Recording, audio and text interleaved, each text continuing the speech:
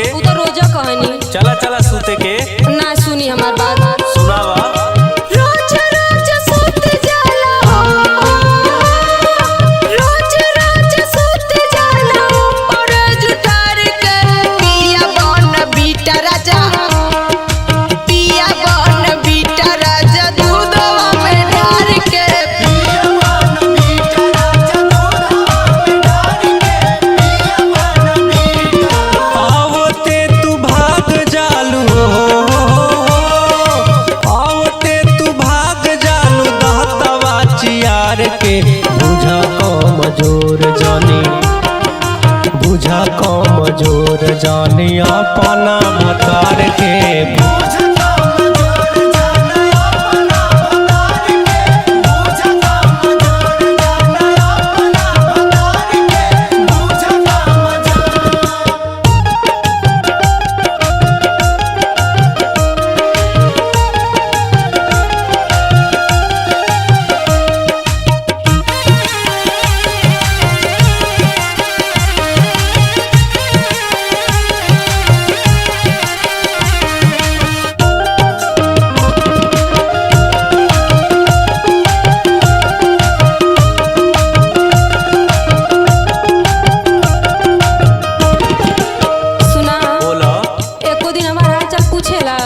बिना हाल चाल पूछले इतना लिपस्टिक काजर मार के रहेलू ना।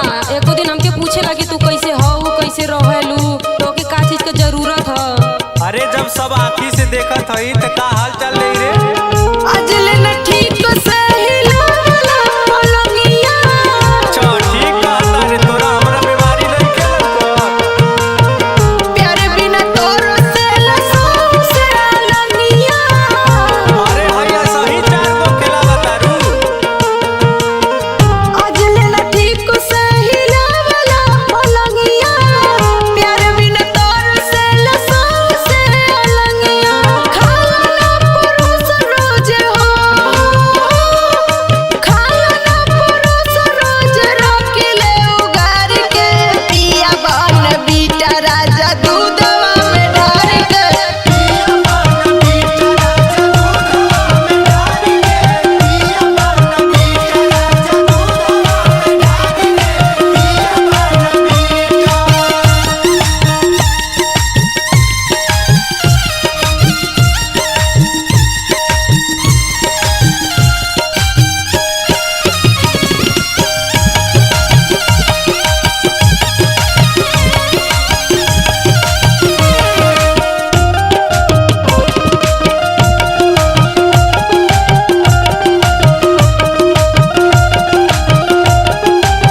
अरे सुनो पहले बात सुनो हाँ सुनावा। तू जवन कहतारू हमरा खूब समझ में आवता।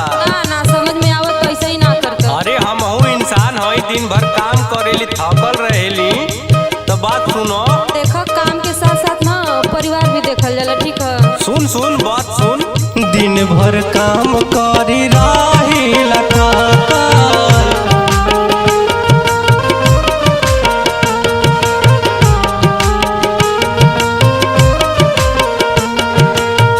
कर तू रहम रानी देख हमर सकल